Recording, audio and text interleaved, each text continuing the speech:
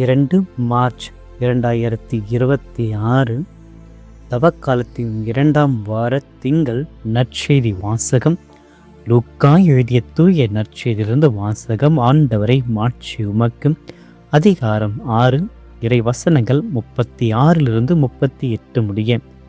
அக்காலத்தில் இயேசு தம் சீடரை நோக்கி கூறியது: உங்கள் தந்தை இரக்கமுள்ளவராய் இருப்பது போல நீங்களும் இரக்கமுள்ளவராய் இருங்கள்.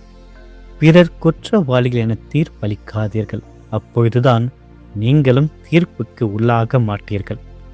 மற்றவர்களை கண்டனம் செய்யாதீர்கள், அப்பொழுதுதான் நீங்களும் கண்டனத்துக்கு ஆளாக மாட்டீர்கள். மன்னியுங்கள், மன்னிப்பு பெறுவீர்கள். கொடுங்கள், உங்களுக்கு கொடுக்கப்படும். அமுக்கி குலுக்கி சரிந்து விழும்படி நன்றாய் அளந்து உங்கள் மடியில் போடுவார்கள். நீங்கள் எந்த அளவையால் அளக்கிறீர்களோ அதே அளவையால் தான் உங்களுக்கு அளக்கப்படும். ஆண்டவரின் அருள்வாக்கு. கிறிஸ்துவை உமக்கு புகழ். இயேசுவில் பிரியமான சகோதர சகோதரிகளை, ஆண்டவர்கள் அனைவரையும் நிறைவாக ஆசீர்வதித்து இந்த நாளில் நாம் ஜெபிக்க இருக்கின்ற ஒவ்வொரு மன்றாட்டுக்களையும் இறைவன் தன்னுடைய கிருபையினால் நிறைவேற்றி நம்மை ஆசீர்வதிப்பாராக. பிரியமானவர்களை, இன்றைய நாளில் நம்முடைய வாழ்வை சுயநலத்திலிருந்து மாற்றுவதற்காக கடவுளுடைய எல்லையற்ற அன்பையும் இரக்கத்தையும் நாம் சுவைக்கவும் பிறருக்கு அதை வழங்கவும் இது நற்செய்தி வாசம் நமக்கு அழைப்பினை விடுகிறது. இது ஒரு நிபந்தனையற்ற ஒரு அன்பு.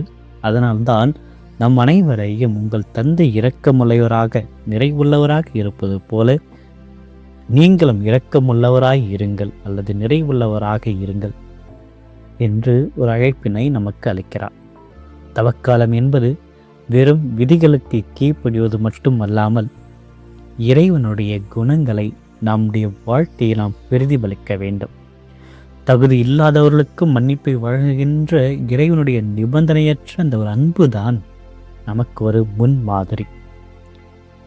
மற்றவர்களுக்கு நாம் காட்டுகின்ற இரக்கம்தான் நம்முடைய புனிதத்தினுடைய அடையாளம். தவக்காலத்து மேற்கொள்கின்ற நோம்பும் ஜெபமும் நம்முடைய இதயத்தை மென்மையாக்க வேண்டும். அதற்காக நாம் தீர்ப்பளிக்கக்கூடாது. மற்றவர்களை குறை கூறுவதை நாம் நிறுத்துகின்ற பொழுதுதான் கடவுளுடைய மன்னிப்பு நம்முடைய இதயத்திற்குள் நுழைய இடமாக மாறும். அப்பொழுது நாம் பிறரை கண்டனம் கூட செய்ய மாட்டோம். மன்னிப்பு என்ற ஒரு அன்பை நாம் விதைக்க வேண்டும். இது ஒரு உணர்வு அல்ல, ஒரு அன்பின் செயல். நம்மை புண்படுத்தியவர்களை நாம் மன்னிக்கின்ற பொழுது நம்முடைய இதயமானது வெறுப்பிலிருந்து விடுதலை அடைகிறது. இதுவே தவக்காலத்தில் நாம் இறைவனுக்கு அளிக்கின்ற மிக பெரிய காணிக்கை. ஆக இந்த அளவு ததுவ வேண்டும். அன்பின் பிரதிபலனானது அமுக்கி குலுக்கி சரிந்து விழும்படி ஒரு நல்ல அளவை உங்களுடைய மடியில் போடுவதாக நம்முடைய அளவானது ததும்ப வேண்டும், அதிகரிக்க வேண்டும். நாம் எதை கொடுக்கிறோமோ அதைத்தான் திரும்ப பெறுவோம். நாம் மற்றவர்களுக்கு அன்பையும் மன்னிப்பையும் வாரி வழங்குகின்ற பொழுது கடவுள் நம்முடைய அருளை நம்முடைய வாழ்வில் அளவின்றி பொழிகிறார். நம்முடைய இதயத்தில் இருக்கின்ற விரிசல்கள் சுயநலத்தால் நம்முடைய இதயமானது சுருங்குகிறது.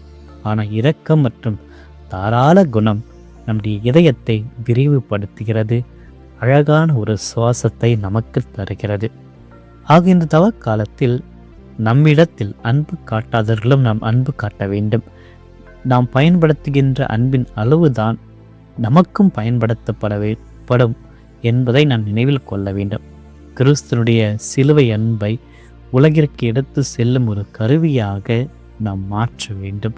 ஆக இன்றைய நாளில் எப்பேற்பட்ட குணத்தில் நாம் இருந்தாலும் தந்தையாம் இறைவன் எவ்வாறு இரக்கத்துடன் இருந்தாரோ அவருடைய பிள்ளைகளாக நாம் அதே இரக்கத்தோடு தான் இருக்கவேன் என்று இந்த நற்செய்தி வழியாக இறைவன் அழைப்பினை அளிக்கிறார்.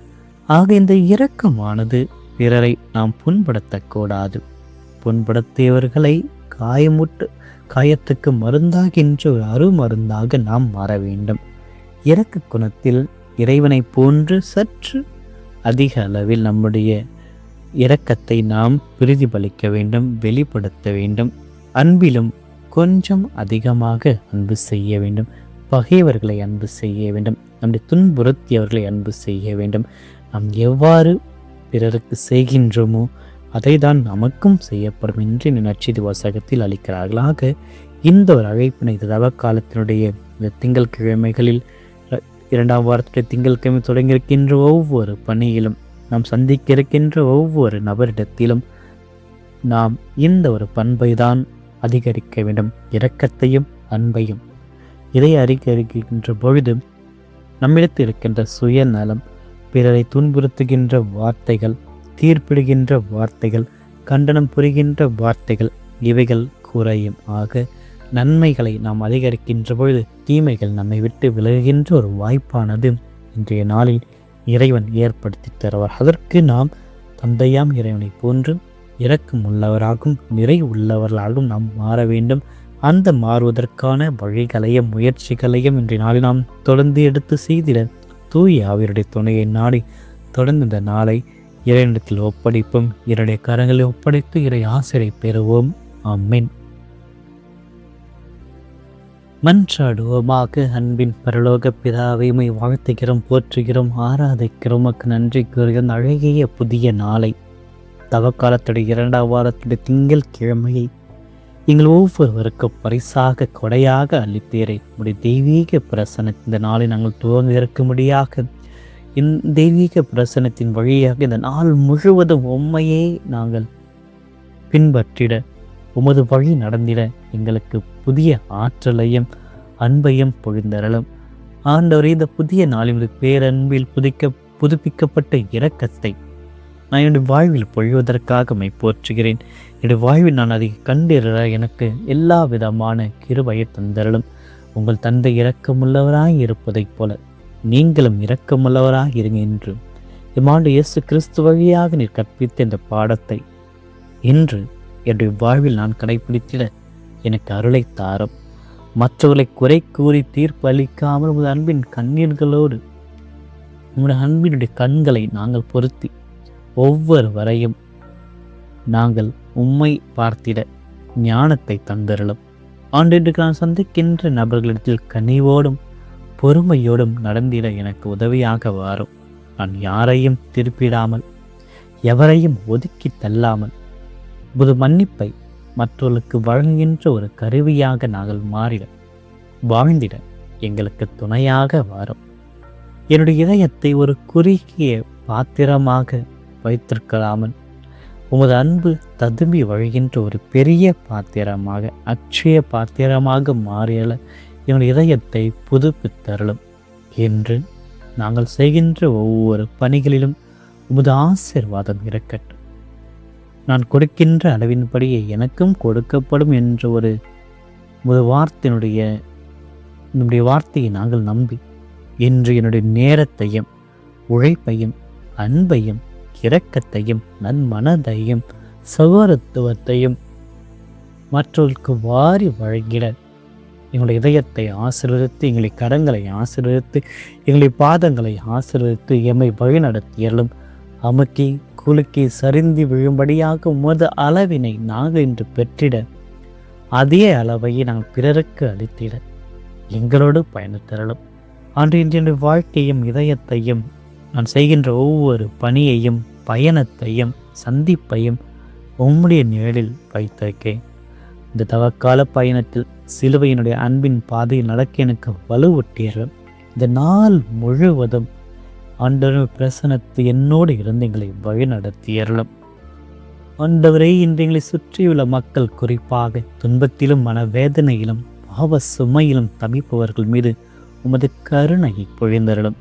தங்களின் தவறுகளால் மனமுடைந்து போயிருப்பவர்களையும் பிறருடைய மன்னிப்பிற்காக ஏங்குபவர்களுக்கும் உமது ஆறுதலையும் விடுதலையும் தாரும்.